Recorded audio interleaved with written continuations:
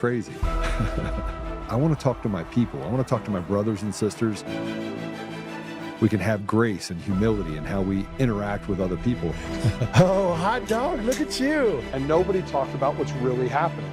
And let's have conversations about what truth is.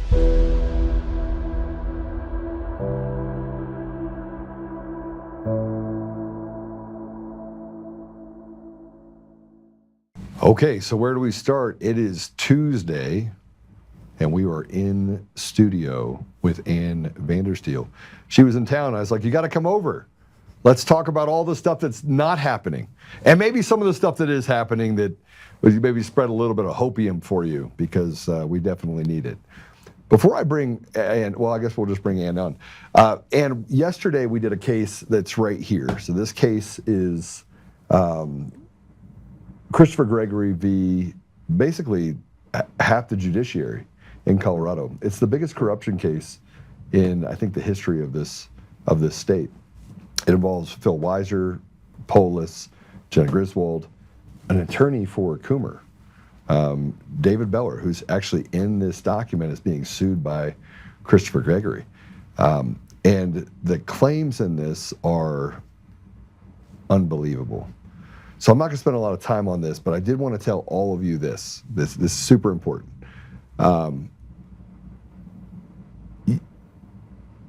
You're going to have an opportunity to go through this.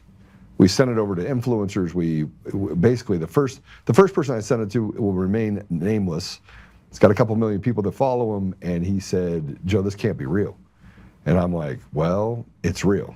And he goes, you'd have to gut the entire judiciary. Mm-hmm. You'd have to take all of the judiciary of Colorado out in the city and county of Denver, as well as the leadership at the highest level. So we're going to make this available to you. You'll have the ability to go through it. I spent even more time on it last night. It's got me enthralled in the idea that behind closed doors, they've done nothing but steal, rob the people of Colorado blind, and committed some pretty, if they did this, imagine what they did to people where they, behind closed doors, doled out consequences to people that didn't deserve it. So you'll have all this information, and we'll cover a little bit more of this later. But Ann, welcome to the show. Joe, good to be here. It was you saw me post and tagged your name on something, and you reached out and found out I was here in your backyard. Turns out, 15 minutes from you. Amazing. Well, we've we talk about kind of what's happening in the country right now. What are you seeing? You've been in this a long time. Yes, 10 years now. And 10 yeyears ago, you could call me Dory, the bluefish swimming through the ocean, and oh, what a nice shark. Today, I see nothing but sharks everywhere, and it's a landmine, our field of landmines everywhere you go. The disinformation, misinformation is everywhere, and it's really about truly having to hone in on the signal through all this massive noise that's out there. And frankly, I see a lot of frustration in the American people who have been waiting for this accountability that's coming in. We're just not seeing it yet. And, when you see the pedophiles continue to walk free, when you see Hillary Clinton and the people who stole the 2020 election continue to walk free, and the Benghazi and the Fast and Furious operations that were never held accountable, it's incredibly frustrating. And I've reported on some of these things and brought empirical data and evidence and serial numbers to prove on some of this stuff, and it goes nowhere. Congress takes it, and it's like, okay, thanks so much for playing. And we just are now learning we don't have a government that's representing us. They're not working for us. They're working for foreign interests, globalists, anybody but us. So I talked about welcome to the show, right? Mm-hmm. Almost as a nexus to what we're living through right now. You have the haves and the have-nots. And the have-nots is getting a lot bigger. Yeah. A lot. And the haves has become a government structure surrounded by billionaires that we can't see, behind a curtain that, frankly, has been sealed off for so long. We're starting to get a glimpse of it, a glimmer of it, but we spend so much time fighting each other that we rarely get to hold people accountable that should be held accountable. It's true. We're being run by corporatocracy, Joe.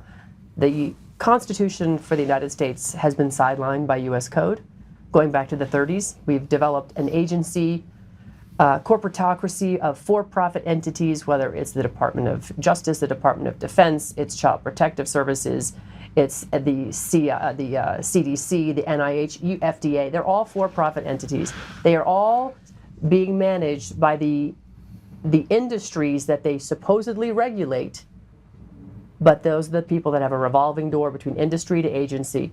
And when you leave your industry with your stock options and your retirement package, the last thing you want to do is go into an agency that is going to rain terror down on the industry and destroy your profits. So this is a completely corrupt, captured system, and that has sidelined our rights. We're being denied due process in family courts every single day. Heck, we're being denied due process in courts across the country. Habeas is being suspended. You can't even get habeas. Look what happened to J6. So we have been fully captured. All elements of the government are captured right now. And we have a president who we elected by the grace of God and the work of people that fought to, like Patrick Byrne and yourself and others who, made sure that the president got elected, that there was no hanky-panky. But he's still surrounded by the Judases. And he himself is being sidelined, and he's being ruled over by foreign interests. So we have a lot of issues that are still unresolved, and frankly, getting accountability is really worrisome for the American people at this point, and they're frustrated. And if we don't solve this before the midterms, I can assure you people aren't going to show up for the midterms. We're just not going to vote because we're going to say, what is the point at this point?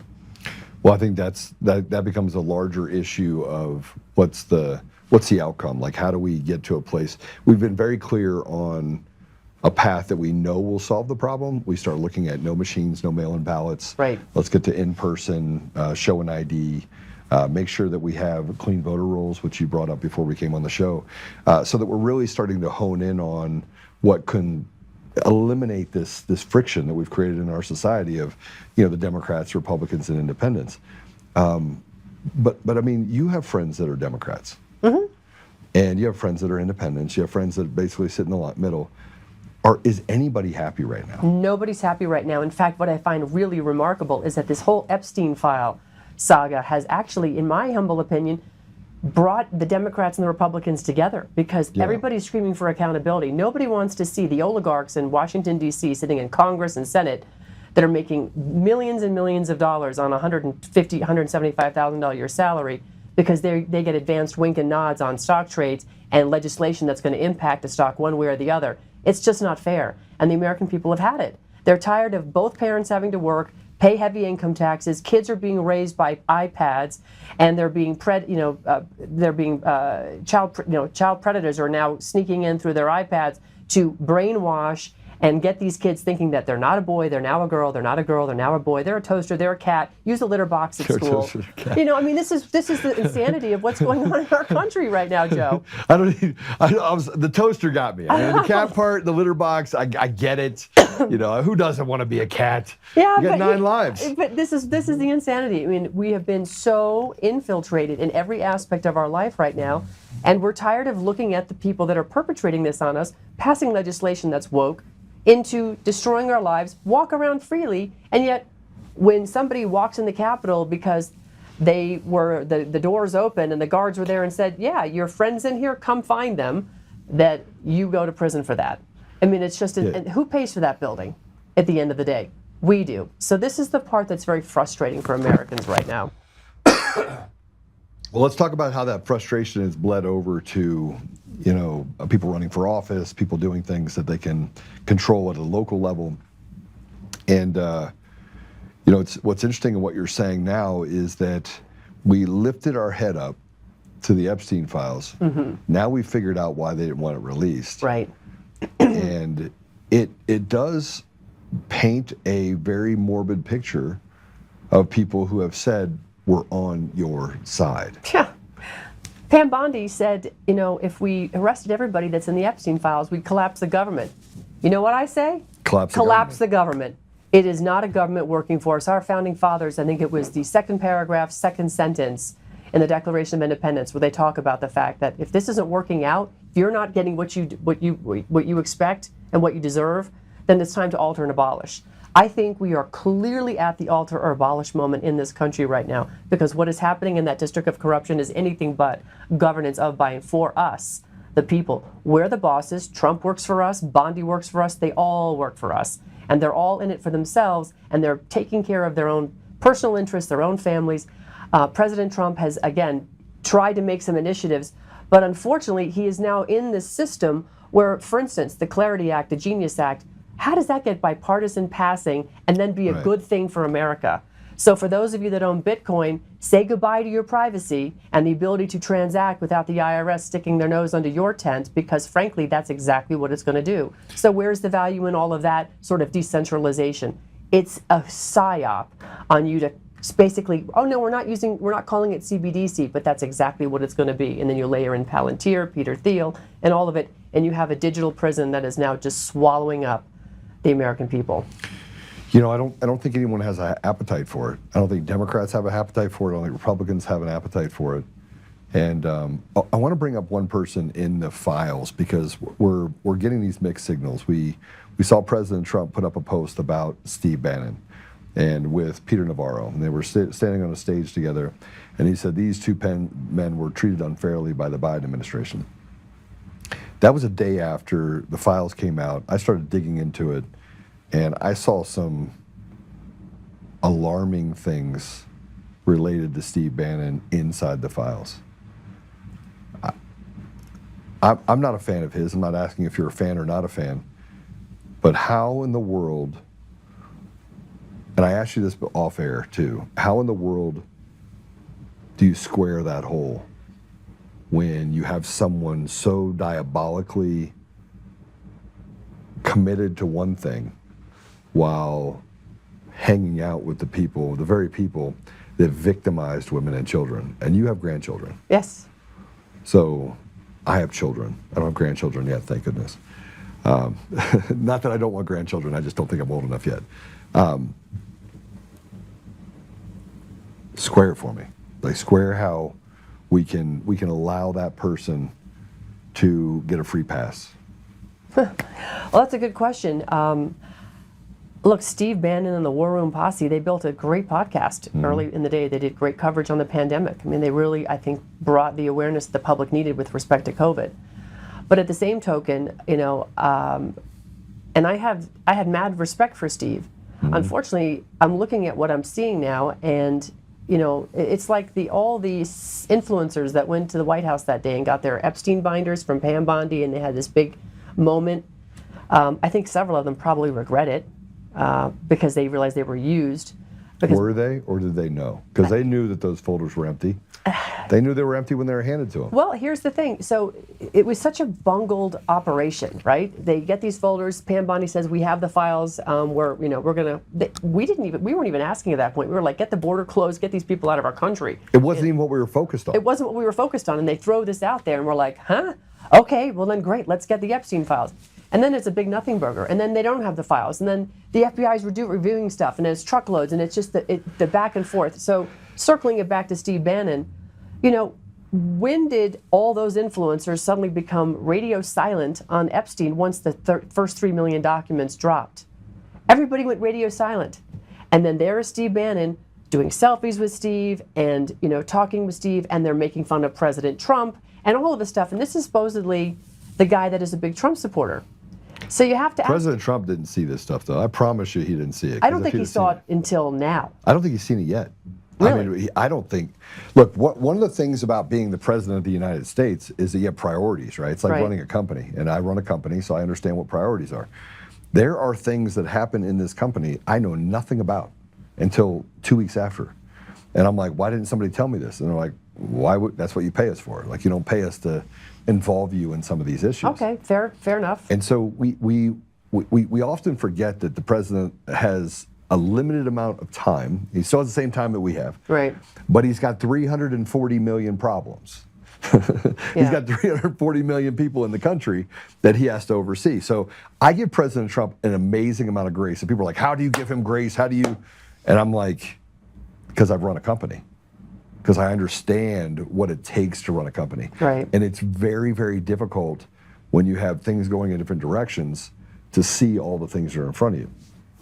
I do not think he has seen Bannon making fun of him with Jeffrey Epstein. And I saw that. I saw the whole, you know, Trump's going to be sweating when he finds out we're friends, right? Right. He used the word friends, and Bannon, he dug into that, right? Yeah. So he's an opportunist, and I personally think that at some point we've got to notify President Trump this is what's happening. We got to make it so he's aware of it, and at the same time, we cannot be tolerant of the thing that we said we were intolerant of. In my opinion. Right. Well, I hear what you're saying, but for me, from where I'm sitting, and again, I'm not running a company of any significant size, but when something has been out there for a long period of time and it's circulating across multiple media distributions, whether it's the legacy media, podcast media, new media, whatever media, it's out there, it becomes, you can't ignore it. Right? There's things that you just can't ignore. And I'm gonna take you back to the Reawaken America tour. Oh yeah. Okay, good times. It was fun, actually. It was a lot of fun. So, the big topic that we spoke about at that tour was about COVID. Yeah. And about transhumanism and don't take the shots. That was the biggest, really overarching theme of what that tour was about. Right. Would you agree? Yes. I mean, we talked about election integrity, but the main focus was... I talked about election integrity. Right. He got sued for me. Right. Talk about election integrity. So, but it was really COVID this, don't take the shot. Eric Trump was a part of the tour. Kash Patel was a part of the tour. Elena Habba popped in. Don Jr. came, etc. President Trump always called in on Eric's cell phone and said hello to the crowd and talked to the crowd. Always well received. So how is it then, that's going back 2021, we're now 2026, 5 years later, that you still have COVID shots being administered, Fauci still walking around free. The public was widely educated. In fact, it was a global education about this. And President Trump still thinks it's a good idea to take the shots. Well, so does 35% of the country. I get it.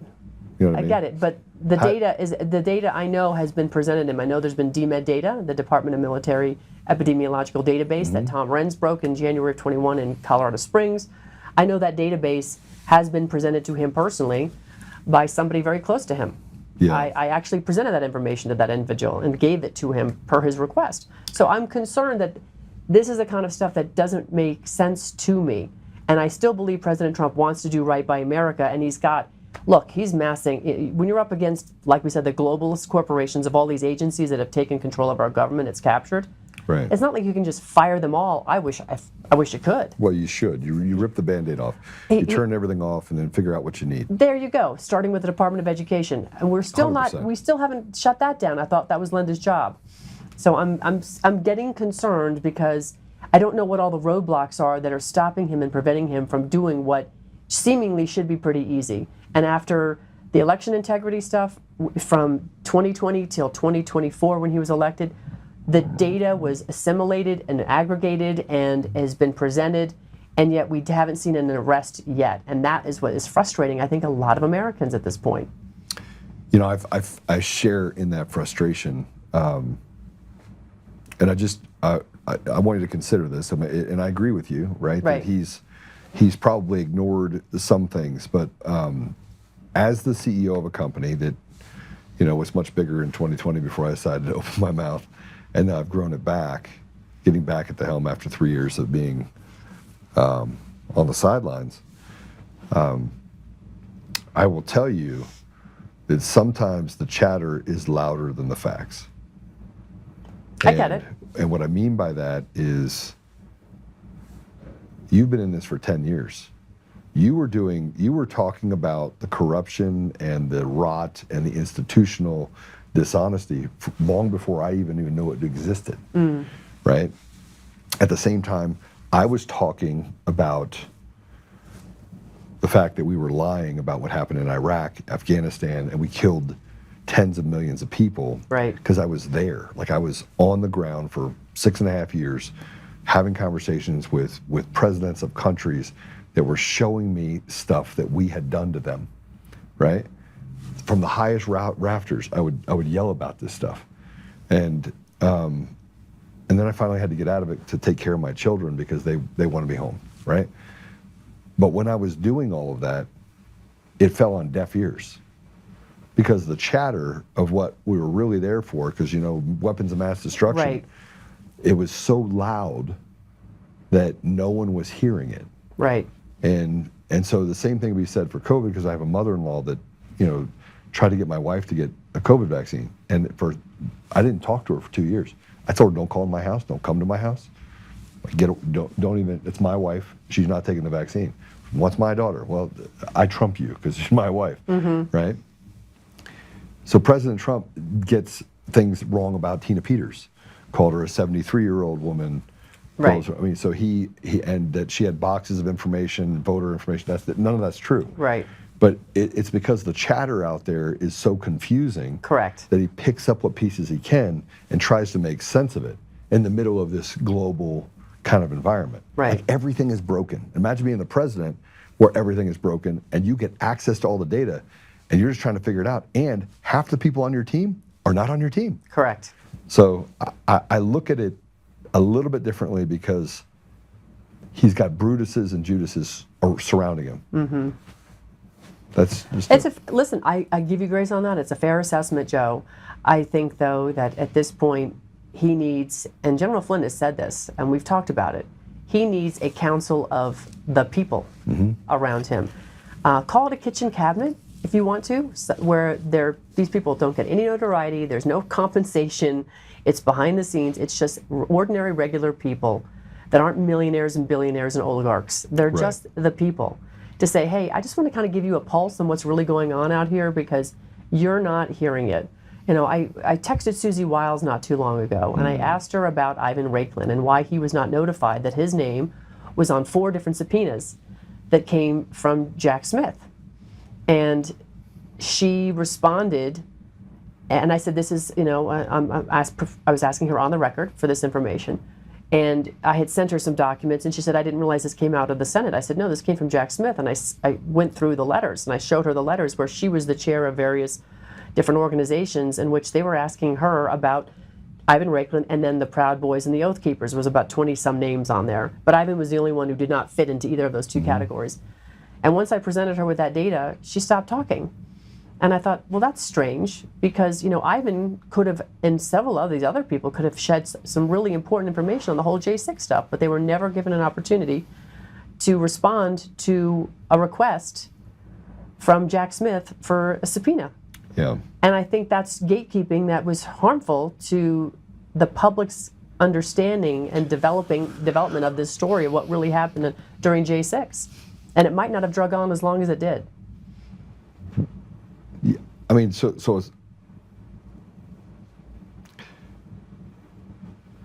it's hard. Again, I'm not apologizing for Susie Wiles. I have her phone number. I've never used it for what you just said, the reason you just said. I've tried to give her the benefit of the doubt. Actually, I started out not giving her the benefit of the doubt. I didn't like her, right? Why? Because I was a negotiator in the Middle East and Africa, and I read people, and the reads weren't good, right? They were just not good. But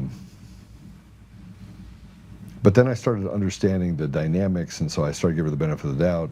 And so I've seen myself do this thing. I've learned through the last 5 years. I got a PhD in politics now. I think I get it, right? Well, you're running for governor. Yeah. So, but I now get the complexities of relationships that you have and how they play into this larger chess game that seems to be being played. And so now I don't know what to think. I see good things happening, and then it stops. And I'm like, all right, who stopped that? Because we thought we were on a path to arrest a lot of people. Right. We expected mass arrests almost out the gate.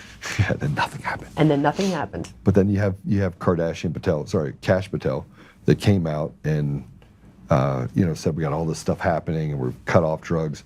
But that's not what's important to the American people. The American people want accountability for 4 years of massive pain. Correct. And then I look at the people inside of President Trump's administration who I can find no fault in. Pete Hegseth, Tulsi Gabbard, and Bobby Kennedy. I mean, 2 of them were long-term Democrats. Right. And they are studs.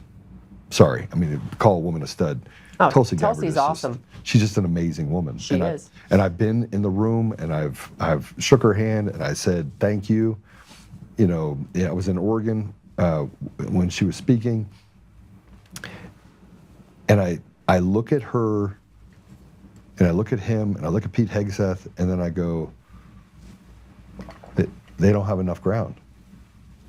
So if Susie Wiles is a smart You woman, mean don't have enough runway? What do you they don't have enough ground. In other words, they don't have enough allies inside the administration that Got are it. willing to do the right thing.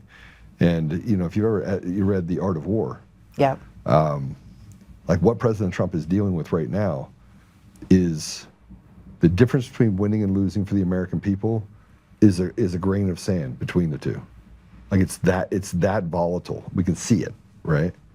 And so I look at Susie Wiles as a person that frankly doesn't want to come out the loser in that grain of sand. So she's on both sides.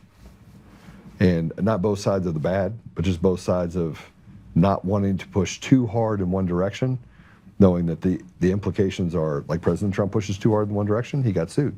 Mm-hmm. He got persecuted, he got charged. I mean, they did a lot of bad things to him. So I see that most people have what Susie Wiles has, which is a low appetite for loss, personal loss, but a high appetite to do the right thing if it favors the fact that there's a high probability it's successful. Mm-hmm. So I look at Susie Wiles as my indication of whether or not we're going to be successful or not. Because if she doesn't push hard in that direction, then she doesn't believe it can happen, which means there's too many Brutuses, too many Judases that are still in that environment. And it doesn't concern you at all from her background? Oh, yeah. Okay. Yeah. I mean, I think that's, Yeah. you know, a huge concern, a huge red flag, you know, being somebody who was, you know, lobbying on behalf of Pfizer, which clearly has made a lot of money. Yeah. You know, and now they're gobbling up companies that are fixing the problems of the vaccine, quote unquote, air quota vaccine, I call it a bioweapon, created, you know, whether it's heart or cancer or whatever, they're gobbling them up and, you know, they're going to continue. And I watch Bobby Kennedy stand behind President Trump when President Trump is talking about some of this stuff, and he looks like he's a little bit like he's in a lot of pain because this is going, and it's totally antithetical to what he's talked about for years. Mm-hmm. And I see all that. Right. I think America sees all that. I don't think they're immune to it. I think they're seeing it going, what in the heck is going on up there? So then it gets back to the gatekeeping of, like you said, you know, President Trump depends on his people to give him the lay of the land. And I think Susie Wiles is really very problematic in this aspect because he's not getting the information he needs. And for whatever reason, I don't know how Bobby Kennedy can't pass a note before he leaves the office like a hostage and say, help, sir, but, you know, here's what's really going on. Yeah, I agree. I can't disagree with you. And I think that, I mean, I think you hit the nail on the head before when you said, this was before we came on, that the American people are literally on both sides, all sides, not represented. Like there's no part of the government Zero. that represents the people. Zero. And we're treated like serfs and slaves. I mean, in essence. And frankly, by definition of our 14th Amendment, they stripped us in 1868 of our rights as given and ordained by God and codified by our, you know, in our Constitution, our Bill of Rights. But they stripped us of that, Joe, and they exchanged it for the privilege of being a U.S. citizen. Now square that with what we saw coming across the border. The privileges those people got for the last so many years. That Entitlements. Entitlements. It's exactly 3 hots and a cot, healthcare, Medicare, education, childcare, and then, you know, a minimum of $2,200 or $2,300 a month, and in some instances up to $10,000 per person coming across the border. Now you show me a veteran who is getting that kind of wealth every month from the federal government after they served. Well, you can't. You know, that brings up a separate problem of why I ran for office, because as I have conversations with people all over the state, look, I have zero desire to be in any office. Zero. I don't know why anybody would at this point, because it's dysfunction. But I do believe that we have to be very tactical, and I think that's in large part where President Trump has his shortcoming is that he's not tactical enough. When he decides to step up to the table and sign something to get something done, it happens. When he wanted to close the border, he closed it. 15 minutes later, it's as if somebody turned the faucet off. Right. When he wanted to get people out of the country, he got him. He just said, "Go out there and take care of it." He ripped the Band-Aid off. Right. And he ignored Boasberg on several instances, which he should have. But this is where you get into how they've stood in the way of tactical. Now, I don't know if it's the Susie Wiles is the issue, or Pam Bondi. She's just as much problematic, or Todd Blanche, another problematic one. And now we have Ed Martin and Todd Blanche basically kissing and making out on social media, which is problematic.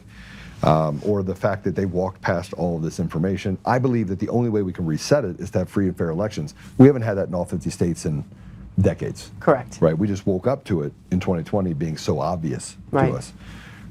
But as we start looking at all these different problems and the people that are involved in it, how do we give? I also look at the other side of how do we give President Trump enough cover where he can feel that pressure so that he's willing to do more to be tactical. Does that make sense? Well, yeah, it makes sense. You know, I guess I'm sort of that person that walks into a room and says, hey, there's an elephant in the corner. Do you want me to get rid of that? Because it doesn't belong in your living room. If I was President Trump, and I know that would never happen, but if I was, I would simply just... We have to change genders. So yeah, that's not going to happen. But anyhow... Toaster. I'm a toaster. I'm a toaster. If I was President Trump, and I do believe he has, you know, I believe his kids are paying attention to social media. Don's very active on social media, so is Eric, his son Barron. I do believe that, you know, he has to have some awareness of all of this, that the American people are frustrated. Look, he got frustrated with us, started calling us panicans and a few other choice words to, you know, to say, why are you so concerned about the hoax of the Epstein files? And here it is. Was he playing us on that? A little bit. I think he was. I think he was really doing that so that the rest of the mainstream media would start to say, well, he must be in there. It must be juicy. We got to dive in. I think he psyoped him, and I think it was a great play. But at the same token, I think at this point he recognizes, because he said it, wow, the swamp was a lot deeper than we thought. He said it going back when. So knowing that, he really should be marshaling, and he has, effectively. Look at all the podcasters out there. Look at all the investigative journalists. I mean, Nick Shirley's everywhere now, exposing everything. Laura Loomer set the pace on that a long time ago, James O'Keefe, and so on. But now it's ubiquitous, right? So we're doing it. We are effectively governing, and we're exposing, and we're showing. What we haven't done yet, and this is really critical, is restored the citizens' right to grand juries. Yeah. And the way we do that, it's already codified in our Bill of Rights in the Fifth Amendment. So the way we do it is we have to repeal or just flat out ignore the Federal Rules of Criminal Procedures Act from 1946. Because Rule 6 is very clear. That is what has stripped, should we say stripped? It hasn't stripped. It has just put a blanket over. Remember, the U.S. codes and all this, they're blankets on top of our constitutional rights. So it has stripped or usurped our right to the citizen grand jury, and Rule 6 just needs to be ignored and or repealed, or just throw it all out. Because frankly, Joe, you should be able to say, hey, I want to investigate what's going on in my backyard. I want to investigate the judge that put Tina in jail. I want to investigate everybody involved in this case. Right, but you should be able to stand a grand jury up, do the investigation, have the indictment, and send that presentment to your local sheriff, and have that sheriff start making arrests. And then have a court with a jury of their peers. This is how the system is supposed to work. It was how it was designed. It's how it always worked until 1946, where it really just went fully tilt in the other direction, became this administrative courts. So they think we're stupid. That's why. That's exactly right. And we are. And we have been. Sorry. We turned over everything to the nanny state. Yeah. So that leads me to, you know, where do we go from here? And I was showing you that right outside of our office, you know, DHS is right there. There's a couple hundred vehicles here. You know, I'm hopeful that leads to mass arrests, right? Mm-hmm. But I look at it and go, we have gone so long with not one arrest, not one, and not one. Like, they could solve a lot of problems by just arresting the people at Dominion Voting Systems, and they know that it's factual. Right. They have all the information. I have been told that they have literally seen it all. Patrick Byrne has over a dozen whistleblowers. That's right. That have signed affidavits, that have given testimony. They have that. And they say things like, well, you either want it done right or you... No. Look, if you observe somebody shoot someone, and you can see it, and you can taste it, smell it, feel it, and you have the people from Venezuela, and you have the people from Serbia, and you have all this stuff, pardon my language, you arrest those motherfuckers. That's right. And yet, here we are, right? A year later, that would have put it all to bed. That one deal would have put, and I hate to fixate on that because obviously millions of Americans died during COVID. Yeah, they put this vaccine out that has caused more comorbidities and deaths than you can imagine. None of it would have happened if we had real elections. None of it. None of it would have happened if we had real elections. Our country is so much more conservative, and they're just frankly pragmatic, common sense people in this country. Yeah, there's some screwballs in these big cities, but that's okay. This goes back to if we'd had real elections, we wouldn't have a CIA controlling the Hollywood movie industry and everything else that just sort of cascades down into the psychosis. Central casting. Central casting, exactly. The education department, all of it. None of this would really exist had we had real elections because, frankly, people would not tolerate being governed by unelected bureaucrats. Right. None of those people in these agencies, did you or I decide, oh, we want so-and-so, Fauci in there. Dr. Death? Really?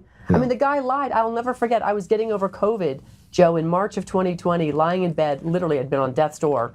And because I was at CPAC, and they sprayed it in the HVAC system, I believe. That's at least what I learned from Sasha Latapova. And I came home deathly ill. But I watched President Trump talking about hydroxychloroquine in some letter he got from a doctor in New York. Turns out I ended up meeting that doctor shortly thereafter, Dr. Zelenko, and doing the first podcast interview with him. What a great guy. God rest his soul. What a beautiful. He saved my friend. He saved a lot of people. He saved my friends, my daughter, a lot of people. Got her exemption letter from having to get the shot when she went to CU Boulder, as a matter of fact. Right before he died, my friend got off a cruise with his mom who had ALS. And I think you actually are the one that gave me his number. Probably. And I called him and I was like, my friend's dying. He's in the hospital. They won't let him go. Yes. I need your help. And he's like, I'm on it. I flew down there. He personally made sure I had everything. He met me. Gave me a bunch of stuff, said here, gave me a hug. Very charismatic guy. And then he passed away a couple months later of cancer. After a surgery. So So, but Dr. Zelenko's letter was talking about HCQ, hydroxychloroquine. And Trump said, I feel really good about this. Well, he was right. And before Trump could utter another word, literally, it was like watching football. Fauci comes out of nowhere, stage right, and practically bum rushes President Trump off the podium, off the microphone, and says, but we need to have double-blinded, placebo-controlled trials, and blah, blah, blah, blah, blah. So I'm immediately looking, and I hit Google, and I type in HCQ, and I find right on the NIH website from 2003 where they proved it was efficacious in treating coronaviruses, not only for treatment, but for prevention. And I now this is 2000, and I go, this is 2020, and I said, holy crap, this is something much more sinister going on here. There's something really bad going on because this guy knows this, and he's lying through his teeth. What is he covering? What's coming? And of course, the talk about the vaccine. And then the next thing you know, Joe, in a couple weeks later, I get some interesting LinkedIn messages from some people inside the government that are showing me patents for Moderna from 2015 and SARS-CoV-2. And who was on the SARS-CoV-2 patent? And all of the Fauci. You had Rothschilds, you had Burroughs Wellcome, you had Bill and Melinda Gates, and then you said malaria, HIV, and all these other disgusting diseases were cut into the SARS-CoV-2 virus. So this is our government, not the one we chose, that is intentionally poisoning the world. All right, Black Robe Regiment. Where are they? Tell me what you know about the Black Robe Regiment. Phil Hostenpeller was one of the guys that I remember early on really talking about the Black Robe Regiment. Pastor Phil Hostenpeller, as I should say. It is the righteous against the wicked. It is. Right? It's we are in a battle of good versus evil. This is literally Satan's rampage on the planet right now, and God's children better wake up and, first of all, get right with God, know Jesus, and start acting in accordance to your faith, because this is our temple, right? Your temple, my temple. We are children of Him, and it has been attacked in numerous ways, whether it's emotional, mental, or physical, and the spiritual attacks are all-encompassing of all of the above I've just mentioned.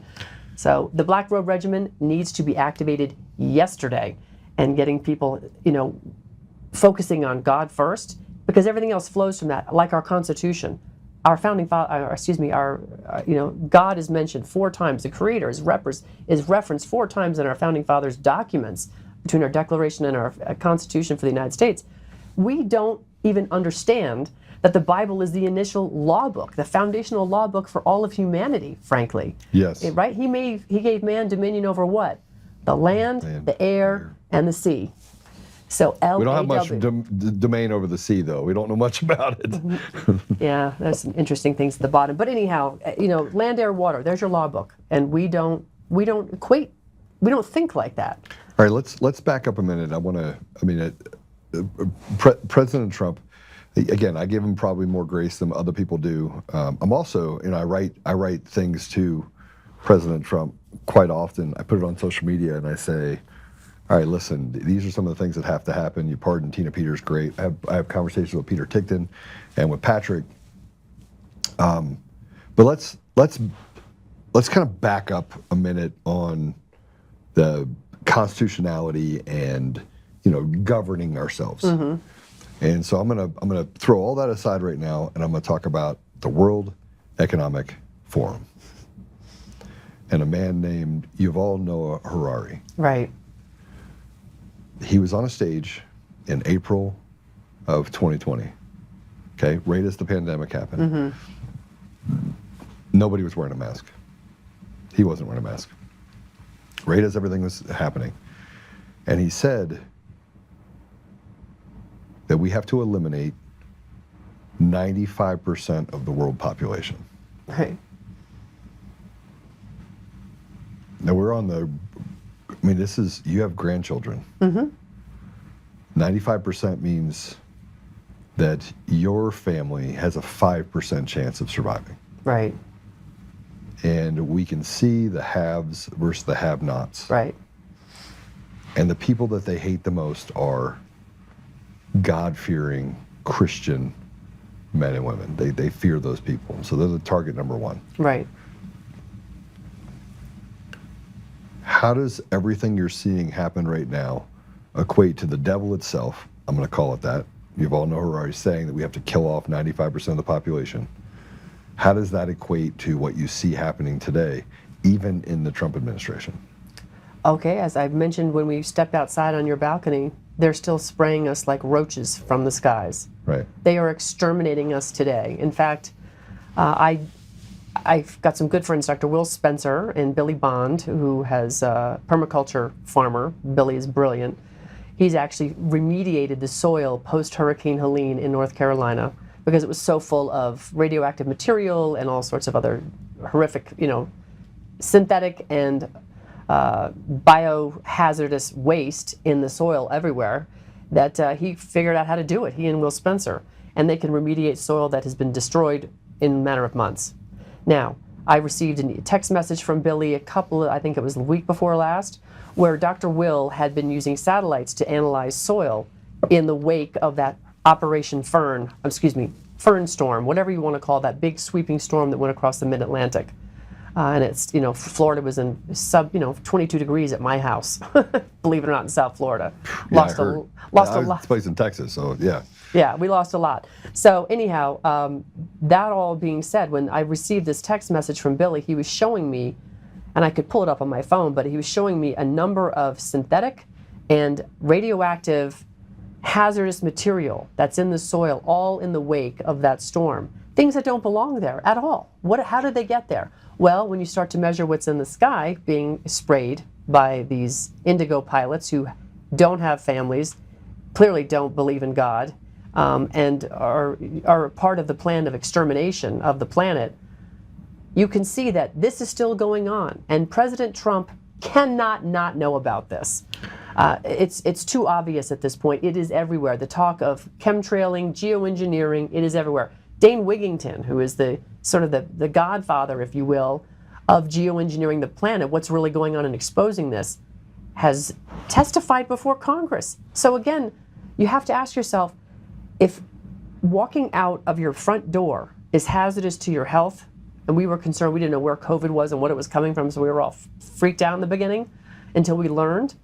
then why are we not even addressing that issue? We've had states ban it, but you can't have states banning something when they don't have control of their own, if they're not attacking the problem properly. The states are not republics anymore, they're corporations, just like the federal government is. And so 56 cents on every dollar goes to the government. Exactly. You're basically a slave. You're a slave. Yeah. So we're a slave and we're funding our own guillotine from the sky. Yeah, except for the people that come here that are not here legally. Oh, they're fine. Yeah, they can get whatever they want. They get free stuff on our backs. Right, right. They get that 56 cents. Yeah. So that. By the way, I need to tell you, we had this thing where we saw this chemtrails and all the stuff that was happening. Right. And some bad things started happening. So we on the show said, I want you to send me samples of water from everywhere that you are. And we had, I don't know, about 20-ish people send me water samples. So I sent the water to get tested. What do you think happened? Well, did they lose the samples?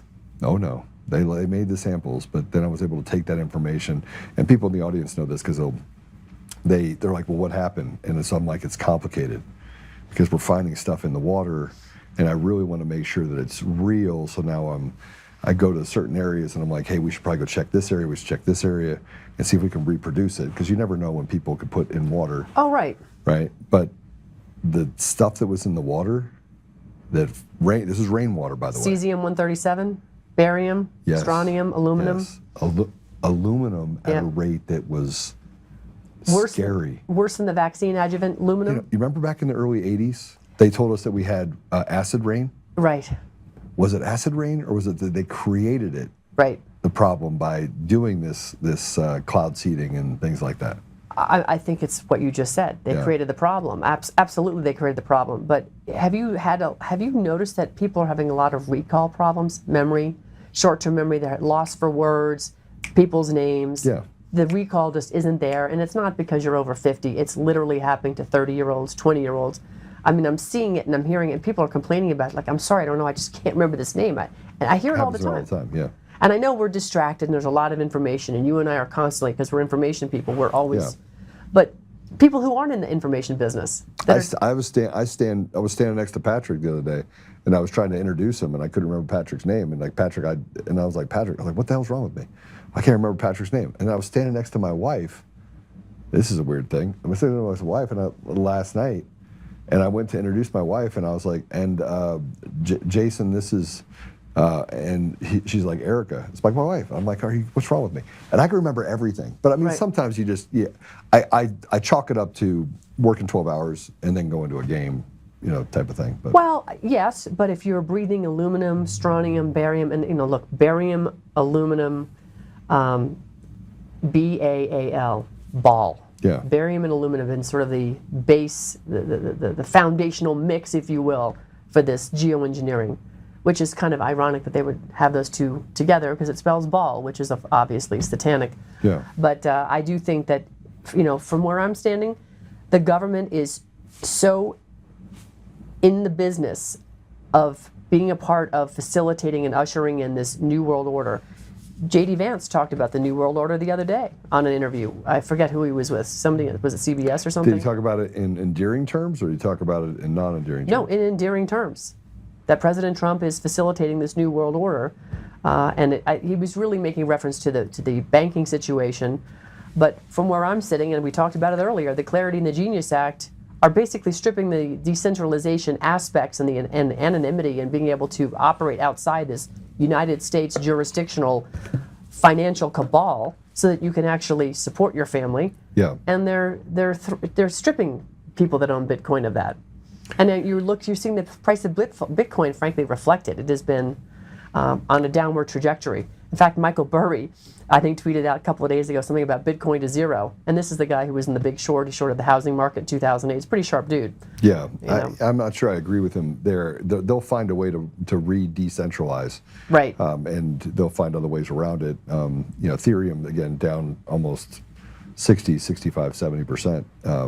I think everything is basically readjusting to this idea that it doesn't have anonymity anymore. It doesn't have the ability to control your own. And so that 56 cents on every dollar now is going to bite into that. But you know what I do think is a good thing? What? Is the fact that they've created, making silver and gold and everything else, the critical minerals.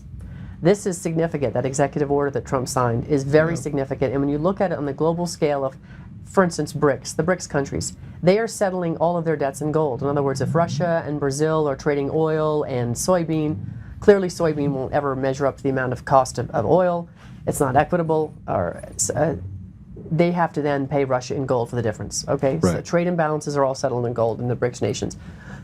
We have to become an asset-backed economy again. We have to. We are so asset-rich in this country. There's no reason we shouldn't be. That is where our wealth is. We have far more wealth than we do in debt. Our debt could be washed out with the $250 trillion of assets we have in this country. Well, so let's talk about the debt for a minute. Okay. Because I like data. Okay. So I dug into our $38 trillion debt.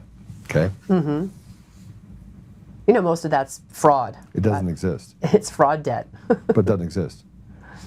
Look, I could only find $2.5 to $3 trillion in actual debt, and I found that China owns less than of our debt, like 5%. 8%. I think my last check it was like 8%, but it was like 200 billion.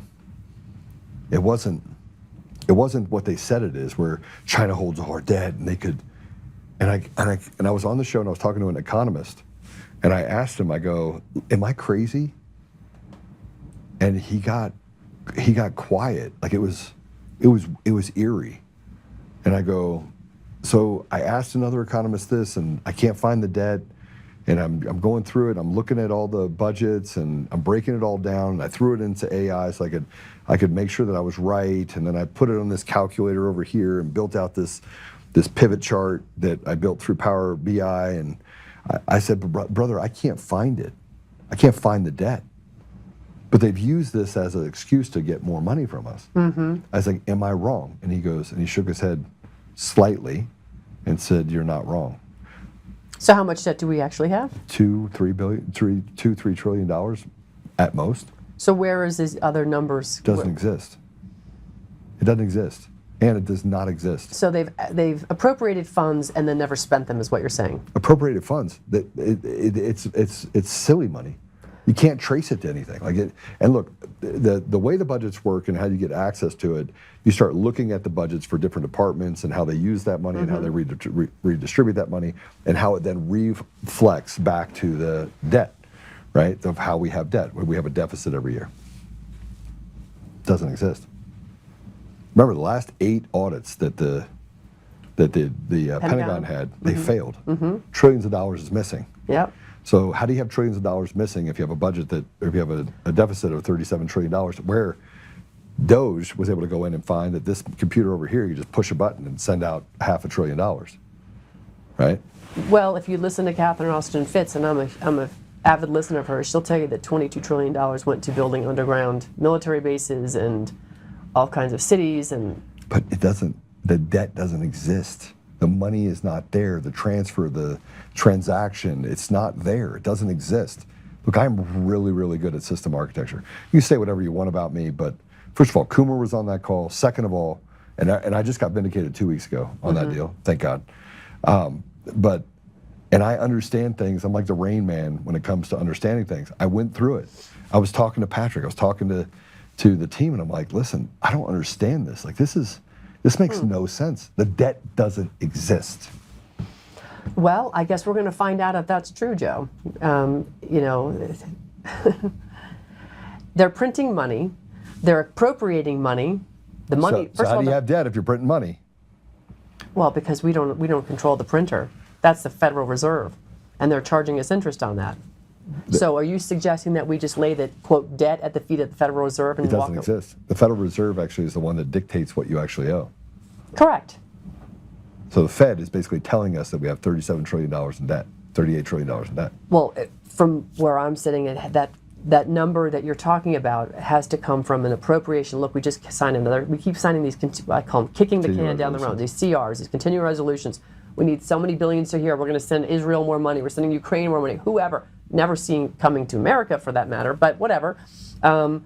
They keep appropriating money for things, and we never get a balanced budget. We have no balanced budget resolution. It's just kicking the can down the road. So what you're saying is They're telling us that they're going to appropriate $1 trillion here and $1 trillion there, and that it never gets printed? Never existed Meaning it was never printed. at all. Okay.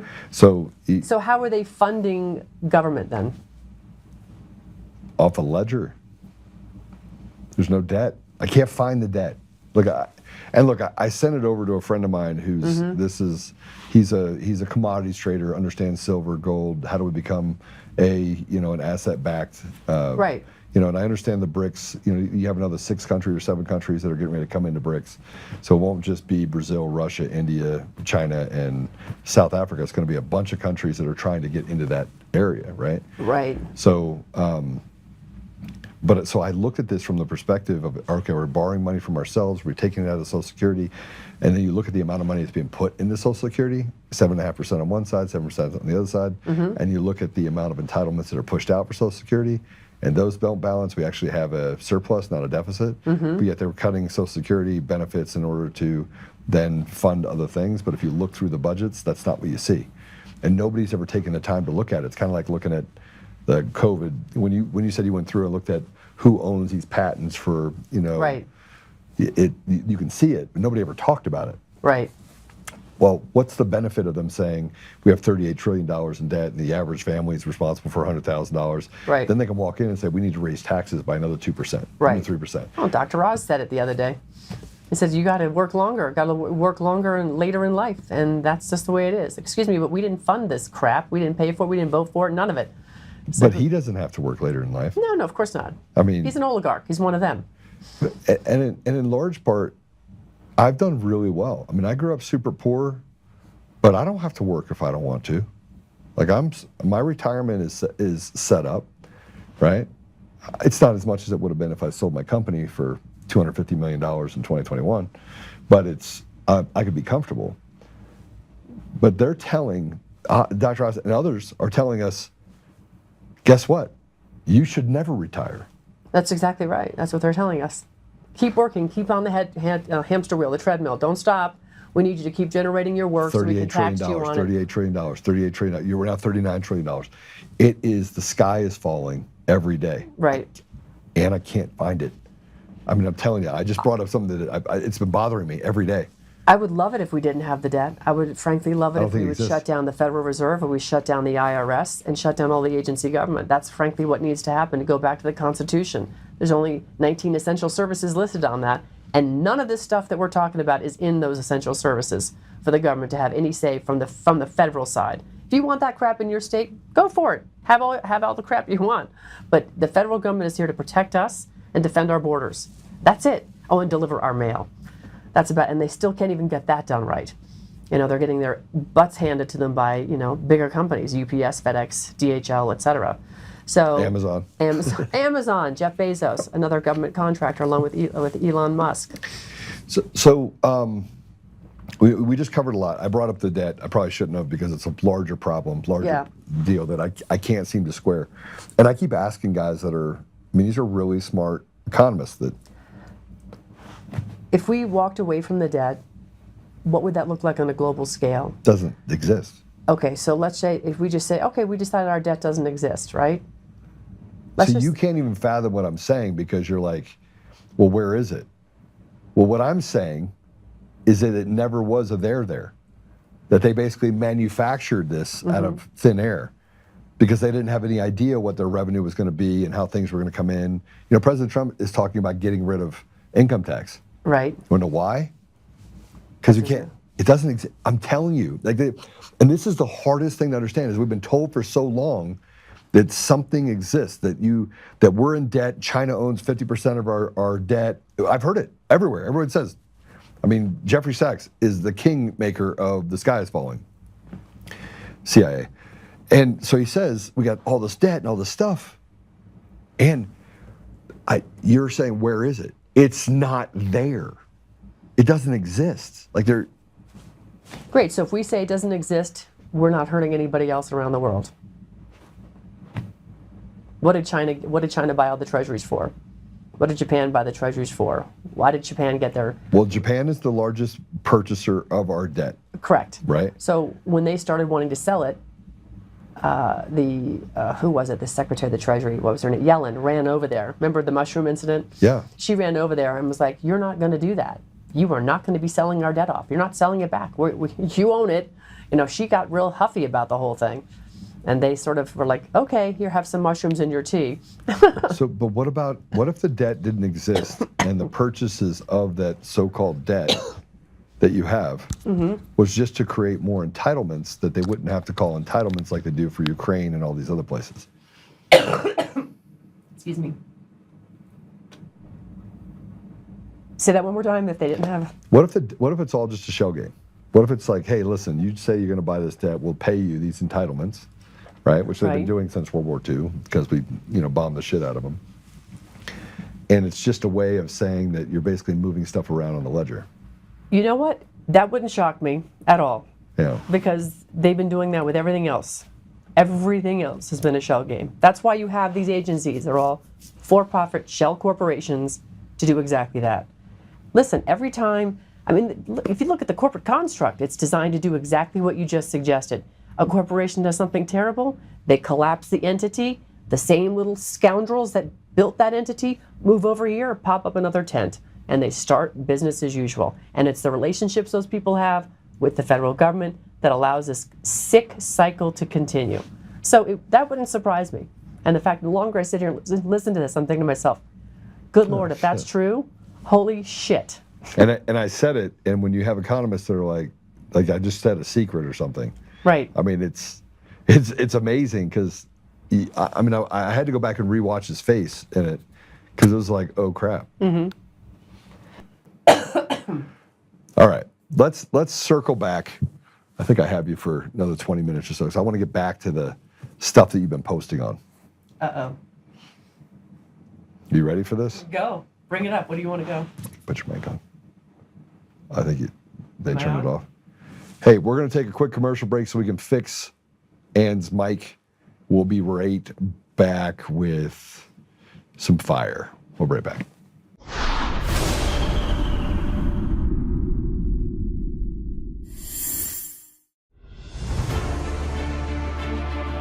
In every thread, in every stitch, Honor-Bound USA weaves the fabric of the American spirit. It's not just apparel, it's a testament to God, family, and country. At Honor-Bound USA, we're a family of patriots who put our faith, family, and America first. When you visit our website, you'll find a line of products that embody our commitment to pray, stand, speak, and act. As the official site for the Untamed podcast, all of our products proclaim speaking the truth with courage. We also have the powerful documentary from Professor David Clements, Let My People Go. Identify yourself as one of the few who are willing to stand for what they believe in. Join the Honor-Bound USA family today. Wear it as a badge of honor, commitment to the values that shape us, and a pledge to the bright future we will build together. Because when you're honor-bound, you're not just wearing a brand, you're embodying a lifestyle.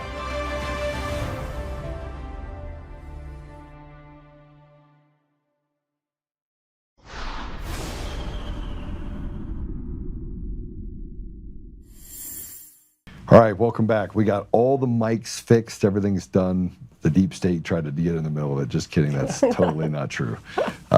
We had to fix it and take a bathroom break at the same time. So good to be back. And I have, we were talking about Roger Stone. And I'm a big fan of Roger Stone's. Same. And, it all leads back to like this Steve Bannon, Roger Stone. You talk about Navarro, you talk about some of even Mike Flynn, who was absolutely decimated by people that behind the scenes, I think, even General Flynn thought were his friends. Yeah. And so I've watched all your socials, the stuff that you put up. It's one of the ones that I actually get to see on the socials. How do we square? We were talking about Steve Bannon, $15 million build the wall. The partner that he partnered with, who was a quadriplegic, Quadra amputee. quadra amputee. Right. He did not escape it. No. Steve Bannon escaped it, but a man that served our country and lost his limbs didn't. Right. Well, Steve was also Navy. He served as well. Don't want to take that down. It's very interesting how some people take the brunt of if you want to call it an operation. They did build a wall. There was a wall built. Did it cost as much money as they raised? I don't know. I'm not an engineer. I'm not even going to speculate on that. But he pled guilty to $15 million of money laundering on this. That was his plea. So you have to ask yourself, how come he does a minimum, and he doesn't even get sentenced for that. He gets sentenced into prison in Connecticut for contempt of court, right? So how does that happen? Well, he got a pardon. I mean, he got a Trump pardon, that's true, you're right, he got a pardon. But how does that even happen? How does it that certain people seem to be penalized and others aren't? I mean, it's similar to, you look at the JCIP landscape, look at any of the landscapes that the federal government is involved in, there's always winners and losers. And it's interesting, when I look at what Steve Bannon has managed to accomplish. At the beginning, we talked about it, the War Room, great show, did all the right things he needed to do to wake people up during COVID. But I also know that he had an opportunity to meet with somebody, and I don't want to divulge the specifics yet because I don't have necessarily permission to talk about it, but a good friend of mine who's been fighting for our First Amendment for some time was introduced to Steve through a known CIA asset. And I want to hear about that offline. Yeah, and so, and Steve's response when he walked in the door is, who the F are you and why the F are you here? And by the way, my friend's cell phone was taken by this known CIA asset before he was allowed to walk in the room.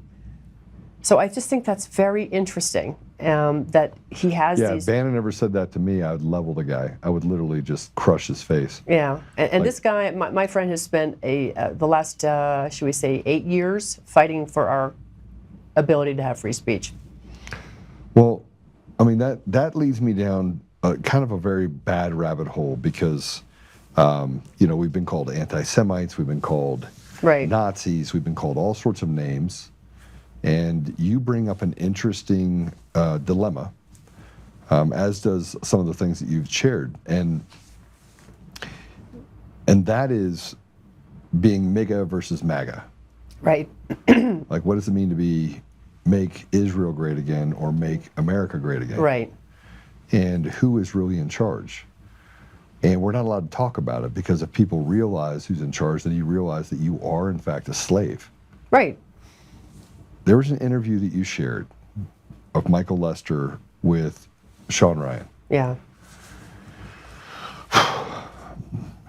And Michael Lester accuses the United States of being owned by Israel. He does.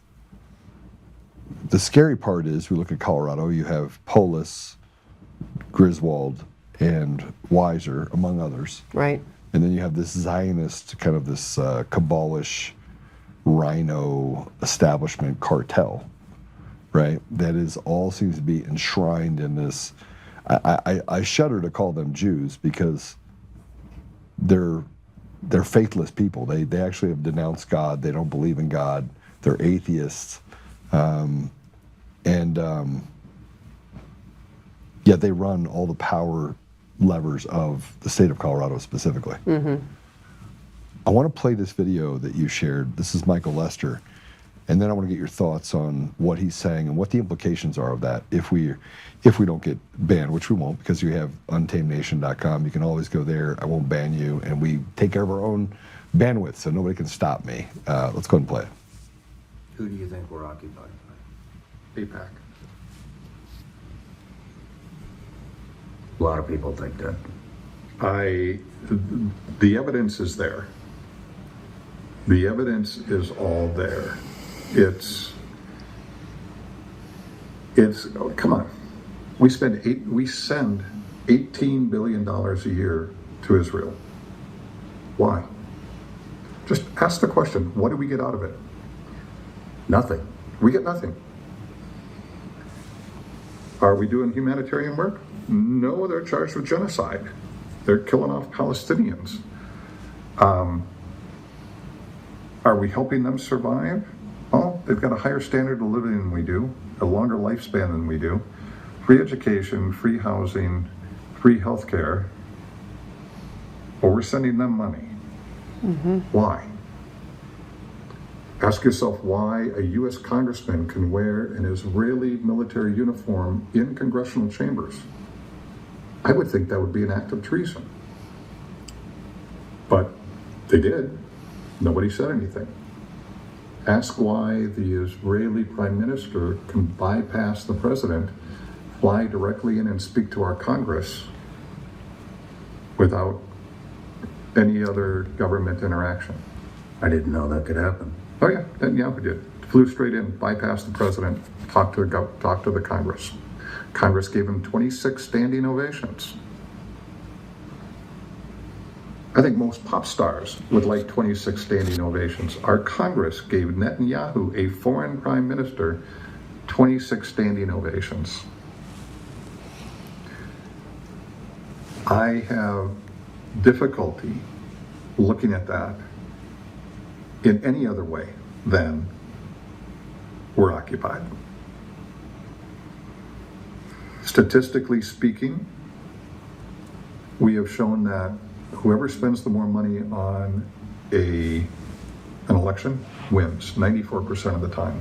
Whoever spent the most wins. We can also show that every time somebody spoke out against Israel or AIPAC, the next election, their challenger was highly funded and wins. So that is Michael Lester. He's a military guy. He's Jewish. Now, he doesn't talk about being Jewish. But here's a guy that's on Sean Ryan's show that says, we're occupied, Right. we're owned. They pick and choose winners and losers. They basically have taken control of our country from within. An enemy, foreign or domestic, is within our grip. Is that anti-Semitic to say? No, I don't believe so. I don't believe it's anti-Semitic at all. You have good and bad everywhere. There's good white people, bad white people, good blacks, bad blacks, Asians, poor, it doesn't matter. There's good and evil everywhere. So I don't know any bad Asians. I've been waiting to do that for like 3 weeks. No, Asians always good. Always good. Oh, God. The The control room like that. We are in trouble. Oh. We've just lost it. No, it's, this is how I see it. It's very plain. Israel was inserted with the notion that they would be able to play the anti-Semitic card, like the left and the Uniparty like to play the racist card, Right. okay? That is the narrative that they pushed, and the minute you say anything, you say the word Jew, you're immediately considered to be an anti-Semite for even raising the J word. Well, that's ridiculous. I have lots of Jewish friends. Dr. Zelenko was a very dear, personal, close friend of mine, and he was Jewish, and he called this nonsense out. Because Israel was a nation state that was created by the City of London, essentially, Right. the bankers. And they've used it as a wedge to make everybody feel sorry for the Jews. Well, you know what? There is people persecuted all over this planet. And it's not because it's not terrible what happened during the Holocaust, but it's because they're putting those people above everybody else. And it's very frustrating to sit back and see this so clearly play out, where the central bankers recognize they're losing control. We're at the end of life of this financial system that has been architected by the very people, the Rothschilds, etc., the Rockefellers, the Mellons, blah, blah, blah, all down the line, to see that we are here now. Our dollar is worth almost nothing, and they are now trying to slide us into a new financial system. And the only way to do this, like they used COVID, is to create war. And frankly, the BRICS nations have done an end run around these financial bankers, Joe. Yeah. This is why Saudi Arabia told the United States, you're not flying over our country to go bomb Iran. Right. Right? And the Saudis are our friends. Yeah. But they don't want any part of it because they are now part of BRICS. And BRICS is now doing what exactly President Trump did in Trump term 1 when he negotiated mano a mano with country to country, dissolved the TPP, dissolved the U.S. Canada. He made U.S. Canada and Mexico. He dissolved all of these institutions so that he could negotiate one-to-one with these countries, and this is what BRICS is doing by using asset-backed currency, gold-backed basket of currencies with, doesn't matter what your currency is, we will settle debts in gold. That brings peace because you've now got real trade going on, and you can pretty much call it free trade, essentially. Yeah, you could. It's free trade, and that's what we really need to get to. And Trump is playing this tariff game really to appease the bankers. And the bankers themselves are being set up for failure because as Trump has now made minerals a national security interest, gold and silver, they are now going to revalue gold and silver, and anybody that owns it is going to be very wealthy. Well, keep in mind, the banks actually value it at like $10 or $20. Well, we just saw the reset. It was $42 for gold. Yeah. It was the last time it was valued by the government. But we just saw what the banks did. J.P. Morgan last Friday, a week ago Friday, massively shored up their short and long positions in silver because they had been selling it down on this ETFs, these fake paper contracts of silver, where you can't fill anything at that price because the physical price of silver is well over $100. It's going well over 130 in Asia. Well, it's down now. It crashed a bit, quite a bit actually. And I had an arbitrage opportunity to go grab 200 pounds of silver, just fly it to China, and make a gaggle of cash. Then a friend of mine called me and said, they're going to use that silver in bombs, don't do it. I was like, okay. But it was like easy. It was $78 here. It was $104 there. I would have made a couple $100,000 on it. And boom. Exactly, but that tells you that the physical price is not what the paper price is not what you can buy it for physically. And so the banks had shorted this for a long time. J.P. Morgan, cost of doing business, got just short of $1 billion fine on it. They don't care. It's not about you and me. It's about them. And so going back to Israel has been used, and I feel terrible for the real good people of Israel, not the government. They're evil. I mean, it's so pretty evil. And they've found their footing in these godless, faithless people. 100%, which is what you see running around Capitol Hill. Godless, faithless people. Yeah, I mean, look, I got called. I had a friend of mine that invited me to go to a dinner, and he's Jewish, but he's a faithful Jew, and my business partner is Jewish. And again, never in 14 years have I had an argument with him about anything. Right. And my family's mixed, right? So I have Catholics and Jews, and I mean, I'm a mutt. Right. But he took me to this meeting with these 5 other guys, and I said, but God. I was talking about President Trump's win in November, and it was highly unlikely to happen if it wasn't for intervention, but God, he wouldn't have won. And it'd be a different world right now with Kamala Harris at the front, and we'd be burning to the ground. And President Trump would be in prison, and his family's legacy would be destroyed. Right. And I said, but God. And this guy's like, don't talk to me about God. And I was like, well, why wouldn't I talk to you about God? He goes, well, we're atheists. And I look at my friend, and I was like, Mike, you an atheist? And he's like, no, I'm agnostic. I was like, no, you're not. You're not agnostic. You and I prayed together. You're not. And I called him out in the middle of this deal with 4 other guys, and we almost went to blows. And he called me a goyim, right? And I said, say it again. Say it one more time. I stood up, got right over him, and I was like, come on, man, you're a tough guy, right? I'm just a Christian. You could just step on me, right? Step on me in the middle of the restaurant. And I'm not a violent person. I am capable of great violence. But the idea that these people, these guys, these 4 of the guys are money guys, right? And that they have such reckless regard. It wasn't for God. It was reckless regard for the American people. Called them all stupid. When he called me basically this slur. Yeah. I took offense to it to the point where I almost pummeled this guy. Yeah. But they represent a group of people that would call me an anti-Semite. They would say that you're... But what they're allowed to do to us, this group of people, not the Jews that are faithful people of Israel. Those are Jews. I'm talking about the Jewish people. They're Israeli. Right. They're the real Israel. But I have a hard time getting that across without you're an anti-Semite, you're a hate monger, you're this, and I'm like. That's by design, Joe. Right. It's all by design. It's to keep us in this little box. It's to keep us on the treadmill, to keep us producing, to let the Federal Reserve keep printing money so that they can, look, USAID. Right. You know, this is what they've been doing. They're laundering the money. Our NGOs that we're funding with tax dollars have been funding the invasion of the border. United Nations needs to be, we need to withdraw, defund and exit. NATO, United Nations, and we've fully out of the WHO as far as I'm concerned, although President Trump's recent moves have been very detrimental to their financial health over there and their fiefdom. But yeah, go ahead. No, I do want to give a little bit of credit to some of the other things that you reposted. One from 2024 that you just reposted, and that was with Kim.com, who has then since retreated from the idea of what he said back in 2024. Go ahead, read it. And it says, "This must be the most important post you'll ever read because it provides a simple explanation about why our world is being destroyed by design." Right. Now, when he wrote this, President Trump was not in office, right? He had to say this, "I'm not anti-Semitic or a Nazi. I'm simply a former hacker with great analytical skills who understands what's happening in the world.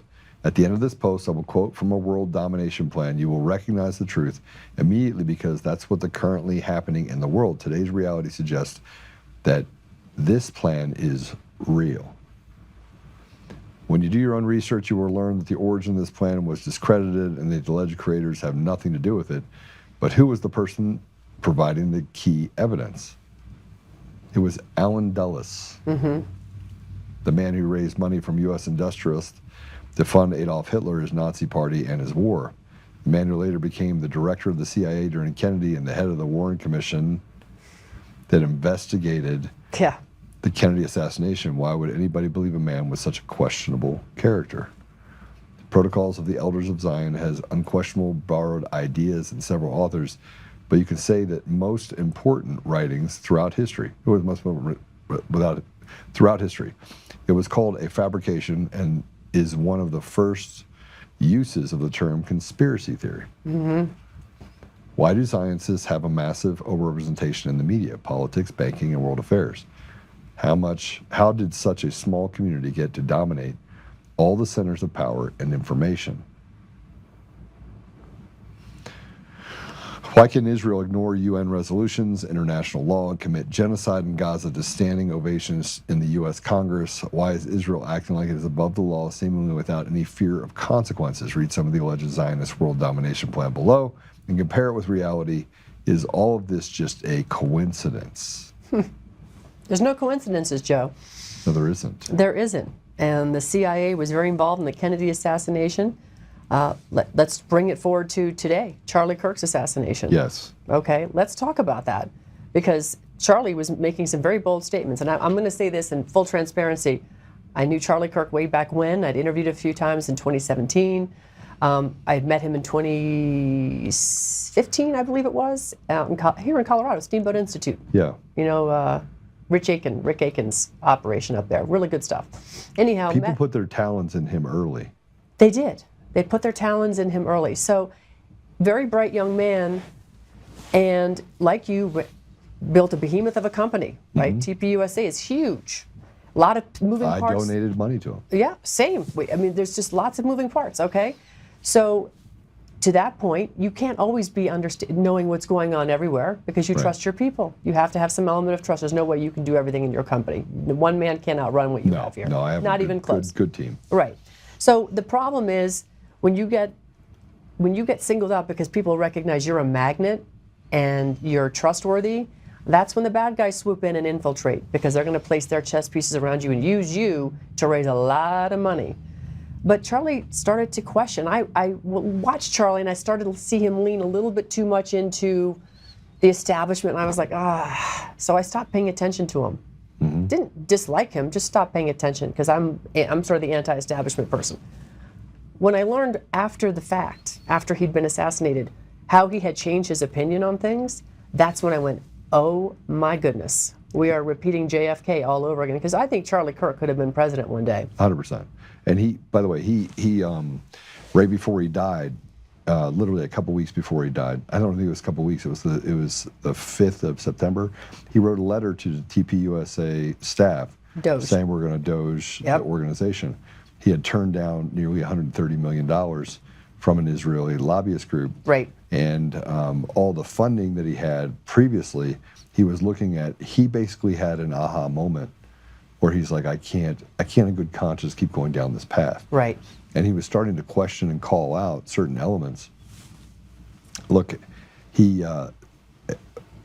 there's so much that I want to say about Charlie, but he wasn't shot with a... No. 30-06? 30-06. No. It's impossible, actually. I personally believe the mic theory. I believe it was a similar mic to this, sadly enough. Yeah, no, Hope they're not listening to this. Thank God we're taping. Yeah. I mean, this room is very secure.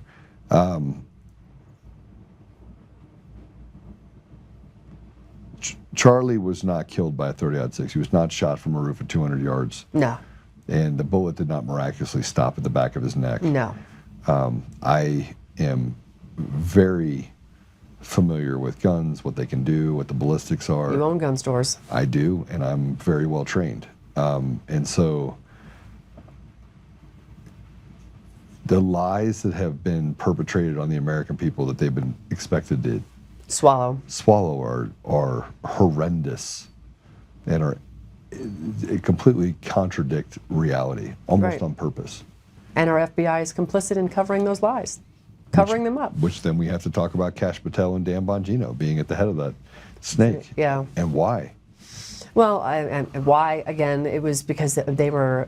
America really was so enamored with both of them, right? Yeah. We felt very secure with Cash, very secure with Dan. You know, people that were calling it out. They'd written books on it. God knows how much money they'd made talking about the swamp, the deep state, the government, gangsters, etc. I mean, I think both of their books could have been used by the prosecutors to go and arrest dozens of people. Yes. Easily. Yeah. Okay? Easily. But they didn't. But they didn't. They're there. Dan went in. We all had high hopes because he's a real headbanger. And he quit. He quit and came back, and now he's a Fox News contributor, and he has his podcast. He's a quitter. It's a terrible look, and you know, he comes back and he's talking about he's the podfather, and that he's going to be, you know, instead of going after the people you went in there to go after, now you're going after those of us that are like, well, what happened? Yeah. We dare to ask questions, and there's influencers out there that are, you know, carrying the water, and then you wonder, whose payroll are these people on? Well, Because clearly it's not the one that you and I are sitting here trying to actually make something happen. Well, let's talk about Charlie. Right. Let's go back to Charlie. When's the last time you've seen a video about Charlie? Oh gosh, I can't think. I said it to a friend They of mine. they, and he's they like, took it out of the news cycle. No, they took it out of everything. Out of Go everything. to TPUSA, you can't find it. You see a mural of Charlie and nothing else. That's right. None of the things that Charlie None of his represented. Right. They're all gone. They're all gone. They've erased him. They've literally erased a man. Yep, they've erased him. And guess who was at the head of erasing him? Erica Kern. Yeah, no, I didn't want to say that. And I know what it's like to lose someone really close to me. Same. And there's no way in the world I would give a shit about how much merchandise I sold. I wouldn't care. I would not be able to get back into that. I lost my brother, murdered by a police officer. There's pictures in my office Right. still, right? Mm-hmm. Took me a year and a half to recover, right? She recovered 15 minutes later and forgave the person that shot her husband, the father of her children. I don't have that in me to forgive somebody who killed somebody that was so important to me. And yet they've erased him. He's nowhere. He's absolutely nowhere. There's no videos of him. They don't even reference him. They don't talk. I mean, they still have this Charlie Kirk podcast, which is not doing well at all. They've lost all their viewership. Because it's not real. It's not real. And I think people are looking for real. They're looking for real. Yeah. And we've kind of gone through I almost feel like I'm blackpilling myself as I'm sitting here talking to you, which I'm not, because I feel very hopeful about what's going to happen. Because either way, God's going to either set it right or we're going to set it right, and God's going to help us do it. We got to call out what's real and what's fake, and we have to act on it, because we all have, as members of this supposed constitutional republic that's smothered by a blanket of code, U.S. code, if we really want to kick the blanket off and get rid of it, we have an incumbent civic duty. That is in our documents. It's right there. We have a civic duty. We are the government, so we have to start acting like it. And we already have all the, look, standing up citizen grand juries, indicting, arresting, and prosecuting these people, and then throwing them in the jail. We have the courthouses, we have the prisons, we have the facilities we need. The architecture is there. We need to stand up, and we need to start embracing our civic duty, because we already know with the evidence that we have before us, whether it's COVID, whether it's Benghazi, Fast and Furious, you name the scandal, the evidence is there. Congress has done nothing. Why? Because they're owned. Who and, they and own? Eric Holder's still in the middle of all this thing that we're going through. You talk about Fast and Furious. He was 100%. right in the middle of that killed an American, right? Yes, killed an American, Brian Terry. Yeah, and nobody talks about it. Nobody, again. Oh, yes, we do. We got something going on later on this month, or actually, March. Well, look, I wanted to get more into Roger Stone and some of the things that he's done, but in essence, you can go to your socials and you can see all this stuff that we're talking about on your socials. Yeah. What is that again? Ann Vandersteel. Is it at Ann Vandersteel? At Ann Vandersteel. Truth, Getter, Facebook, X, LinkedIn, all of it. Go. We follow you. You follow me. I see all your stuff. and some of it, I look at it and go, what if we were allowed to speak truth? What kind of a different world would we live in? And it'd be a different world. It'd be a different world. Yeah. One that's not, that would, I think, offer opportunity to people that are disadvantaged in America, like our own people. MAGA. So are you MAGA or MIGA? MAGA. Okay, I'm just I'm checking. AF. America first. Yeah. Some people are now AO, America only. only. Yeah. Yeah. I'm kind of leaning into that at this point, because if we don't make it about America at this point, there'll be no America for the rest of the world when the world has a hiccup. We've always been the guardian, since our inception. And it's the institution, it's what people fundamentally believe, that we have a human right to be free. And the rest of the world is echoing that. They're showing it. They're rising up. The populism is growing very quickly worldwide. It's infectious.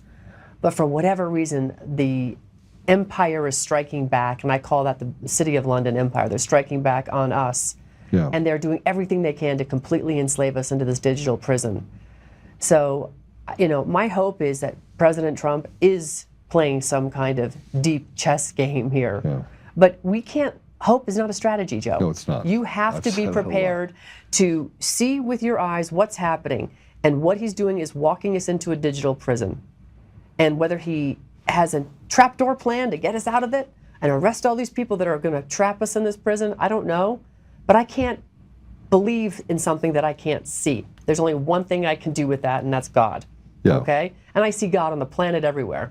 But I haven't met the man yet. I know him, I haven't met him. I'm going to meet Jesus one day, but it's not right sitting here in this podcast with you. So my faith is in the people. We have to act upon what we can see. And when you see institutions that are overblown, tyrannical, and corrupt taking your freedoms, it's incumbent upon you to engage that civic duty and say no more. We have the jails. We have our Fifth Amendment right to convene a citizen grand jury. We need to start doing it. And the sheriffs better be on board. Yeah. They have to be on board. And if not, then the people need to get together and elect a new sheriff. I know a lot of them that are, but we have to have free and fair elections first. The backbone 100%. behind what we do has to get rid of machines, mail-in ballots, and all that stuff, got and it. get to a place where we have secure elections. And thanks for joining me. I know we went through a lot of stuff, and I kind of dropped the bomb of our debt not being $38 trillion. I'm going to go look into that. Well, then you're going to really go down a rabbit hole, because I can't wait. It was a lot. If that in fact turns out to be true, Joe, you broke one of the biggest stories probably ever on the planet. Well, I have a habit of breaking stuff. I broke Dominion in November of 2020. People got sued as a result of it. I feel really bad about that. Yeah. Hey, my podcast isn't a footnote in a lot of those lawsuits, apparently. Yeah. No, it's really bad, because I'm not afraid of the fight. But I did see a lot of people that capitulated to it because they were. Yeah. And truth to me was not, it was not negotiable. Like I personally would rather just fight to the death. And people were like, Joe, you're this the hill to die on? I was like, it absolutely is. The voice of the American people is absolutely the hill to die on. it's a hill to die on. So, yeah, I think that we're being proven to be the victors in all this, but I do appreciate the work. War is ugly, and winning ugly is still winning. It's still winning. I'd rather win ugly than lose gracefully. That's exactly right. I'm not built that way. Yeah, so. clearly. So guys, we have a bunch of stuff happening tomorrow. Obviously, we're gonna continue to talk about election fraud and some of the things that we face, not just in Colorado but around the country. I've had a 5-year kind of knock at the door. I don't think there's been a podcast that's gone by that I haven't said we have no free and fair elections. I'm going to tell you all that the 4 things that I tell you to do: pray, stand, speak, act. Remember it. Pray first, then stand up, then make sure you speak truth, and then act in that truth. It's biblical. And when you're done acting, go back to prayer so you never become the very thing that you're fighting against. All right, I'm going to pray us out, and I will see you guys tomorrow. And you know where to follow Ann. She's got a bunch of stuff that she's going to be breaking. And am I allowed to talk about what you're going to be doing on Alex Jones, or is that still kind of up in the air? Oh, it's kind of up in the air, but okay. You might see me more regularly on Alex Jones in the morning.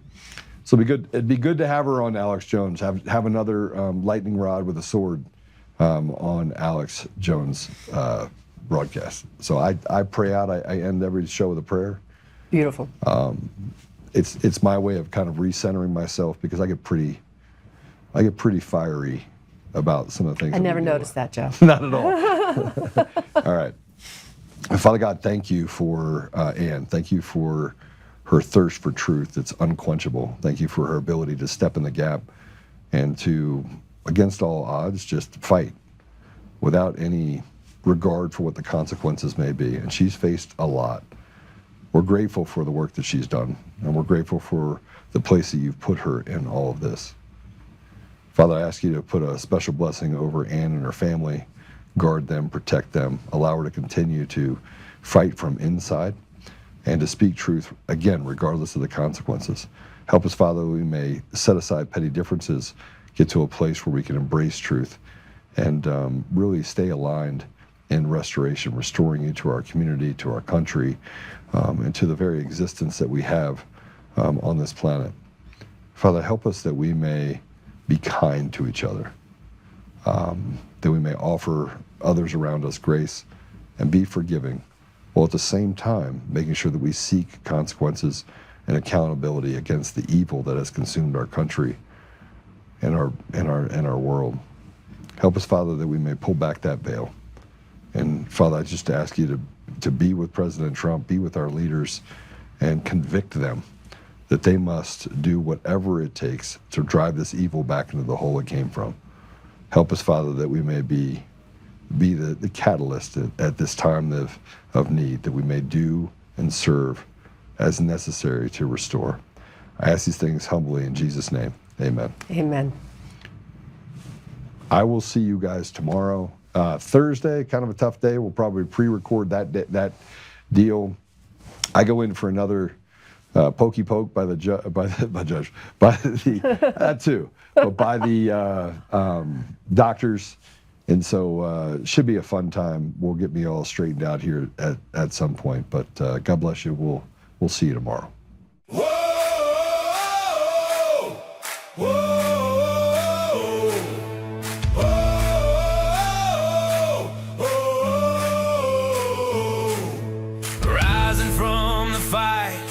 The forgotten and the free, exposing rigged machines, Kuma's lies, Dominion's deceit, pays $1,000 each day, shielding truth from corrupt halls, but he won't back down, standing tall through it all. Martin, Tina Peters break the chains that bind her tight, hand count votes and one day bring the fraud to light. No more mailing scams, no machines to steal the night. Restore the people's voice, make Colorado right. Governor Oltmann, lead us bold and true. Badass for the have-nots, fighting through and through. Abolish property tax, cut the tolls away. Shrink the bloated state, let the people have their say.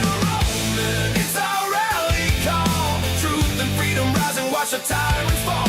Untamed Colorado, strong and proud we'll be. One man for the people, said our great state.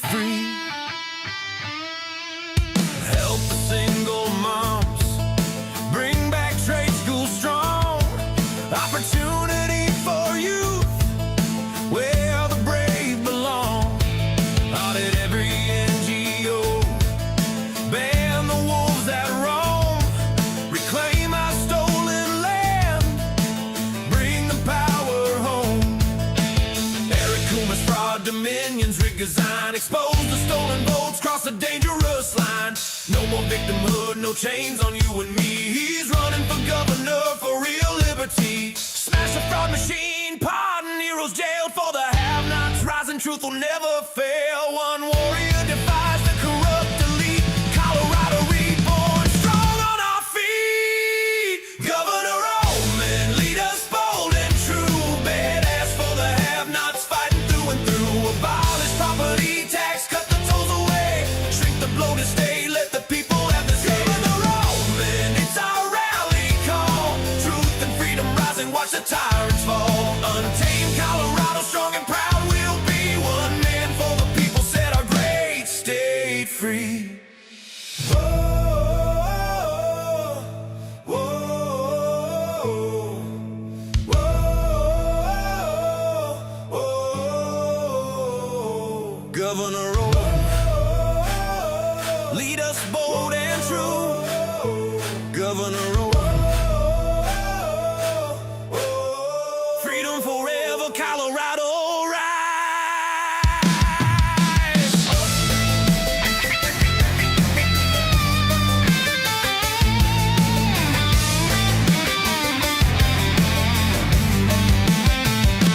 Governor Oltmann, Governor Oltmann, Governor Oltmann, Governor Oltmann, Governor Oltmann, Governor Oltmann.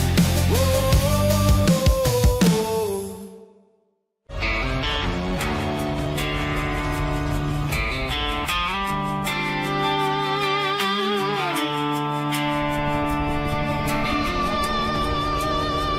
Rise up, untamed. In the heart of the fight where the wild ones roam, Joe Oltmann's calling, bringing truth back home. From conservative daily to this untamed fire, we shatter the silence, lifting spirits higher. No chains can hold us, no lies can prevail. Authentic and fearless on this rugged trail. Patriots gather under stars and stripes. Untamed nation, igniting the night. Untamed nation, let the truth roll out in this land of the free. Standing proud from sea to shining sea, we won't back down. Catch the fire, wear the crown. Untamed nation, it's our battle song, motivating hearts where the brave belong. Yeah, untamed and wild, forever strong. Play it again all night long.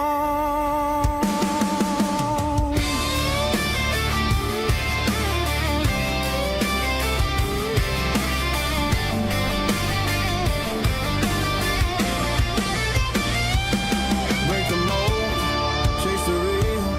No more games, time to heal. Joe's voice leads the untamed crew. Truth matters through and through. Untamed nation, let the truth roll out in this land of the free. Standing proud from sea to shining sea, we won't back down. Catch the fire, wear the crown. Tame nation, it's our battle song, motivating hearts where the brave belong. Yeah,